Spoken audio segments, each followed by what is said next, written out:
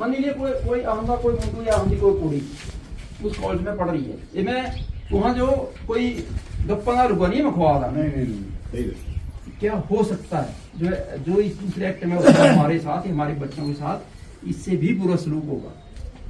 मान लो हमारा बच्चा या हमारी बच्ची कॉलेज में है और इनके किसी बच्चे बेटे या बेटी का मन उस पे आ जाता है कि मैं कर लेंगे ब्याह ये इसमें, है ना। और हमारा बेटा या बेटी है बोलता मेरा पहले भी मैं तो नहीं करना, मैं करा लेंगे सब बने करना मैं नहीं करना, है ना।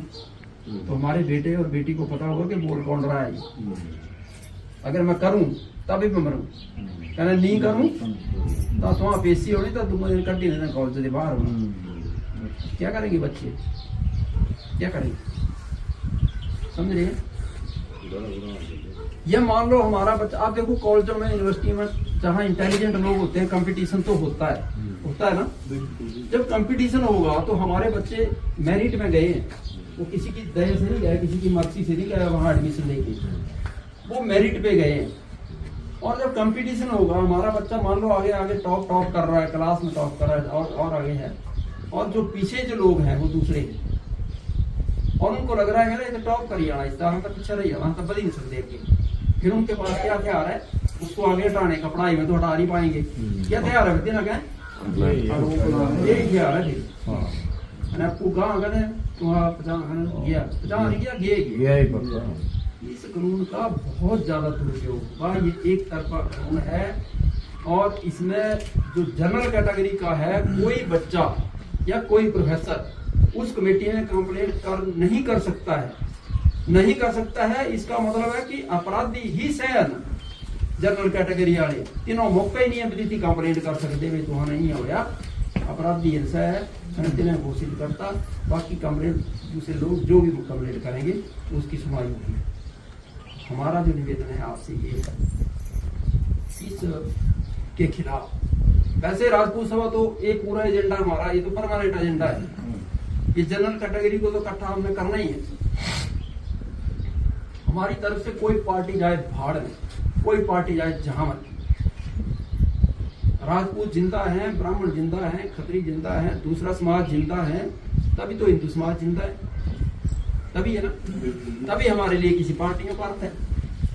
जब आपका एक समाज का एक बड़ा हिस्सा इतना निग्लेक्ट हो जाए, इतना इग्नोर हो जाए कि वो खत्म ही हो जाए, वो भीख मांगने पे आ जाए, तो हमने हिंदू समाज से क्या करना।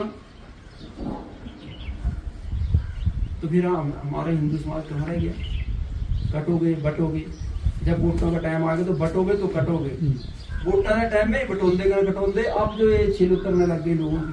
अब इस कानून के लागू होने से हिंदुस्तान में पूरा समाज छिन्न भिन्न हो गया, दो टुकड़ों में बट गया पूरा समाज। एक तरफ जो आरक्षित वर्ग है वो खड़ा हो रहा है कि इस कानून को लागू करो, आपने बनाया इसको लागू करो, और जो हमारा जनरल कैटेगरी है वो इसलिए हिंदुस्तान में खड़ी हो गई, इस कानून को वापिस लो, ये इस कानून को हमारे अकॉर्डिंग बनाओ, हमें भी इसमें सुरक्षा दो, हमारे बच्चों को भी सुरक्षा दो, हमें भी अधिकार दो। दो हिस्सों में पूरा समाज बट गया। इस सरकार ने इस देश के समाज को तार कर दिया, और अगर ऐसी स्थिति रही तो इस देश में गृह युद्ध की स्थिति इस सरकार की वजह से और इस सरकार के इस कानून की वजह से होगी। इसलिए पूरे देश में इस कानून का विरोध हो रहा है। हिमाचल प्रदेश में भी राजपूत महासभा पूरे हिमाचल प्रदेश में इसके लिए आगे आ रही है और इसके लिए लोगों को जागृत कर रही है। हम लोगों ने 7 मार्च शनिवार के दिन सुबह 10 बजे हमीरपुर गांधी चौक के ऊपर एक विशाल जनसभा रखी है इस यूजीसी कानून के विरोध में। उसमें हम सब लोगों, बीजेपी हो, कांग्रेस हो, कम्युनिस्ट हो, बीएसपी हो, किसी को वोट डालते हैं, हम सब लोगों को राजपूत होने के नाते, सामान्य वर्ग के व्यक्ति होने के नाते हमें उस जनसभा में पहुंचना है और लोगों को भी पहुंचाना है, जैसे मर्जी पहुंचना है। बड़ा सीरियस हो जाए सुनना नहीं, बड़ा सीरियस हो जाए आना है, समझ नहीं आना। क्योंकि अगर ये रैली कामयाब नहीं, ये जनसभा कामयाब नहीं, तो जो कानून है वो बन गया है, ये इम्प्लीमेंट हो गया है, किसी ने सुप्रीम कोर्ट से स्टे लिया है, स्टे लेने का अर्थ ये नहीं है कि कानून खत्म हो गया। जमानत होने के बाद भी लोगों को सजा होती है कोर्ट से, ये एक तरह की जमानत समझो, स्टे है।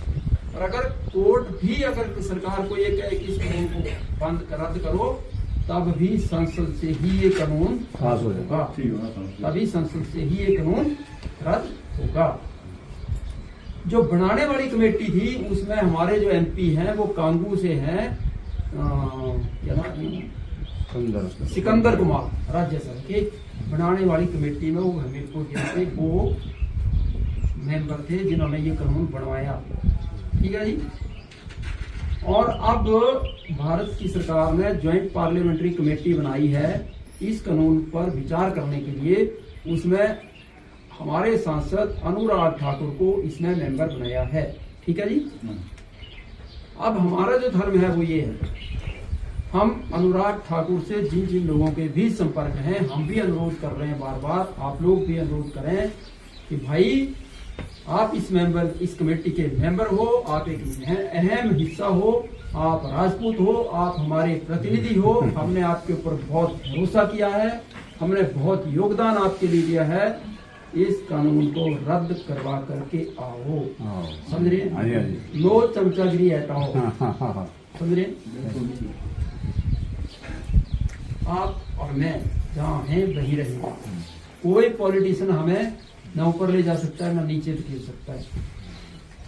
इसलिए ये अनुरोध अपने सांसद से भी हम कर रहे हैं, बार बार कर रहे हैं, आप भी करें, जिनके संपर्क के उनको भी करें।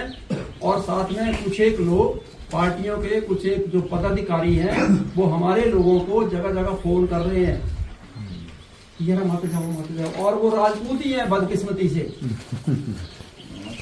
वो कर रहे हैं कि मत जाओ राजपूत। अरे भाई ये किसी पार्टी की सभा नहीं है। जब कांग्रेस को गालियां देने की बात है, हम कांग्रेस को भी देंगे और देते हैं। जब बीजेपी को देने की बारी आएगी तो बीजेपी को भी देंगे। हम गुण दोष के आधार पर ही बात करेंगे। जब प्रदेश सरकार की बात आई, हमने प्रदेश सरकार से भी बहुत सारी मांगे रखी, बहुत बार। और जब प्रदेश सरकार की तरफ से थोड़ा सा भी हमारी तरफ पॉजिटिव रिस्पॉन्स आया, हमने उनका धन्यवाद भी किया। ऐसा नहीं चलेगा कि हम लोग किसी को गालियां देते तो गालियां। अनुराग ठाकुर अगर कल इस बिल को वापिस करवा के जाते हैं, राजपूत सभा हमीरपुर में उसका स्वागत करेगी, अभिनंदन करेगी। लेकिन इस बिल को वापिस नहीं करवाते हैं, इसमें अपना सकारात्मक योगदान नहीं देते हैं, तो पूंछ हिलाने वाले लोग वो सावधान हैं। हमने एक और चीज तय की, हमने कल मीडिया में भी कहा है, हम लोगों से भी कह रहे हैं, आपको इनके संगठन पदाधिकारियों की कोई बात सुननी नहीं है, क्योंकि वो गुलाम लोग हैं, वो पार्टी को गुलाम है, उनकी बुद्धि मलिन हो गई, वो बंद हो गई है। अब उनको बोलना जिस दिन वोटों की बात होगी तो हफ्ता 10 दिन पहले आपने बताना, फिर हम विचार करेंगे। अभी हमें अपनी पुश्तों के लिए, अपनी पीढ़ियों के लिए, अपने खानदान के लिए, अपनी बिरादरी के लिए सोचने दो, तब हम सोच लेंगे, देखेंगे किसको वोट डालना, डाल देंगे। एक मिनट सर, गले ये जो गांव है ना, गले इस गांव में ये जो है आपने गले जो बातें बोली ना, गले ये गांव पहले भुग चुका है। गले 8 बुजुर्ग हमारे जो है इसमें गले बंद हो गए, झूठे ही केस में। जैसे ही हमने लगाया था तो उसमें गले हमारे गांव के 8 आदमी को ले गए। आप भी नहीं जागोगे, अब भी नहीं जागोगे तो फिर आपका तो हम लोग देखो। अब देखो एक और चीज मैं आपको बता दूं, SC ST OBC जो है ये हमारे दुश्मन नहीं है, ये हमारे समाज का हिस्सा है। और हजारों सालों से हम लोग इकट्ठे रहते आए हैं ना, और हम लोग एक दूसरे के ऊपर डिपेंडेंट थे। हम अपना काम करते थे, ये अपना करते थे, फिर हम उसी को बांटा देते, कुकिंग देते, दाने देना, ये दो, सबका काम ऐसे ही चलता था। ये हमें चीजें देते थे सब लोग। ये व्यवस्था हमारी सामाजिक व्यवस्था थी, और जब तक ये लोकतांत्रिक व्यवस्था शुरू नहीं हुई तब तक ये व्यवस्था ठीक थी। जब ये लोकतांत्रिक व्यवस्था शुरू हुई तब से ही समाज में फूट डालना शुरू हो गई। वो सही गल हुई ना, तीजो ने ये भेदभाव करता, तीजो ने वो भेदभाव करता, वो मुल्क मारना शुरू करते, वो सिस्टम बना। उसके बाद अब अगर कोई SC ST एट्रोसिटी एक्ट का दुरुपयोग कर रहा है, मान लो कर रहा है ना, उसका दोष नहीं है भाई, दोष उसका है जिन्होंने उसके हाथ में हथियार दिया है। अब मैं इनके हाथ में तलवार दे दूं, ये तलवार से किसी का खून कर दें, तो तलवार तो मैंने दी भाई, मैं नहीं देता, तो रगड़ा मुझे लगना चाहिए पहले। ये कानून किसने बनाया? उन्होंने हथियार आम जब देते होता था, आम तो बरत दे कुछ, अब हमारे बच्चों के हाथ में भी नहीं दे रहे, वहां भी इनके हाथ में दे दिया। और फिर क्या होगा, वो जो इंस्टीट्यूशन है, कॉलेज इंस्टीट्यूशन, हाँ 40-45 साल पहले यहाँ पढ़े कॉलेज यूनिवर्सिटी, वहां पता ही नहीं होता हाँ जो कौन को जाती है, कौन कुछ जाए, कोई मतलब सब इकट्ठे सब कुछ करते थे, कुछ पता नहीं होता था। तो ये आज जो इन्होंने ये कानून लागू किया यूनिवर्सिटी और कॉलेजों में, यहाँ बच्चे जाति के आधार पर बांट जाएंगे। जब भी कोई बच्चा किसी को नजर आएगा यार ये फलानी जगह 33, पहला दिखना भी वह जाति जाए, पहला देखेगा, राजपूत होगा वो भी देखेगा, SC ST OBC वो भी देखेगा कौन सी जाति का है।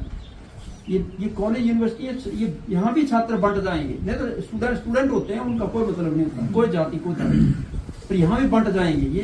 ये कानून ये हमारे समाज को, हमारी अगली जनरेशन को बांटने के लिए तैयार कर दिया गया। अब देखो सही बोला 200 साल देना पड़ा रिजर्वेशन, तब भी देनी है, हमने समानता नहीं आएगी, समानता तुहां ले आनी, यहाँ ले आनी, तुहां नंद करा दे, तुहां लुट के खा ले हिंदुस्तान। अब यहाँ कहीं आप चाय पीते हैं, दुकानों में जाते हैं, ढाबे में जाते हैं, रेस्टोरेंट में जाते हैं, मैरिज पैलेस में जाते हैं, शादियों में, ब्याहों में, बैंठी से इकट्ठे का, हम तो किसी को पूछते नहीं, कोई नहीं पूछता। करें ग्रां च अड़ोस पड़ोस आते सारा तालमेल, सारी जाती है, सबको निंद्रा देंगे, सारे वहां सदे, सारे बैठी रोटी खाते, पैंठी इकट्ठे बैठते, किसी ढाबे रेस्टोरेंट किसी मॉल च जाइए, आं तो नहीं पूछते भी तुम पंडित है कि नहीं है, हम तो नहीं पूछते कि आपका जो बेटर है ये पंडित है कि नहीं है, सब कर रहे हैं। कहाँ है जातिवाद? जातिवाद सरकारी तंत्र में जातिवाद है, ये सरकारी तंत्र जातिवाद को खत्म नहीं करना चाहता है, सामाजिक तौर पर जातिवाद खत्म है। और अगर कहीं अगर कोई ऐसा भेदभाव होता है उसके लिए कानून है, वो कानूनी कार्रवाई होनी चाहिए, वो तो हम भी बोलते हैं नहीं होना चाहिए भेदभाव। तो सरकारी तौर पर तो ये जातिवाद है, ये खत्म नहीं करना चाहता है पॉलिटिकल सिस्टम। हम ये चाहते हैं सरकारें अपने सरकारी रिकॉर्ड में जाति लिखना बंद कर दें, अपने सरकारी रिकॉर्ड में जाति लिखना बंद कर दें, जातिवाद हिंदुस्तान से खत्म हो जाए। जाति और धर्म आदमी का व्यक्तिगत मामला है, मेरी क्या जाति है, इनको क्या लेना देना मेरी जाति से, इनको तो मेरे साथ मतलब है, जाति से कोई, जाति के मेरे अपने आस्था है, अपना विश्वास है, अपने रीति रिवाज, मेरी जाति के मैंने फॉलो करने, इनकी जाति क्या है मुझे क्या लेना देना, इनकी जाति के रीति रिवाज, इनकी आस्था, इनके परंपराएं जो है वो इनकी अपनी है, उन्होंने फॉलो करनी है, क्या लेना देना, तो सरकारों को क्या लेना देना है, कुछ लेना देना नहीं। जाति बात तभी खत्म होगा जब सरकारी रिकॉर्ड से जाति लिखना बंद हो जाएगी और आर्थिक आधार पर सारा कुछ होगा। 7 तारीख को कमेटी बनाई है यहाँ की, वहाँ बार नहीं फोन कर सकते, आपको कहीं लगे नहीं, लगना चाहिए आपको, जहाँ भी आपके संपर्क हैं गाँव में। हम 7 तारीख तक तो मीटिंगें करेंगे, गाँव में जाकर के लोगों को बुलवाएंगे और उस रैली में आना है। आपने जहाँ भी मीटिंगें आप करवा सकते हैं, आप जरूर करवाएं, लोगों को इकट्ठा करें, हमें बताएं। आप खुद भी यहाँ तक पूरा करा भी बड़ी थी, तो हम भी मीटिंग कर सकते हैं, जगह जगह जाइए, 5-10 लोग इकट्ठे करके आप समझा सकते हैं लोगों को और लोगों को लेकर के आना है।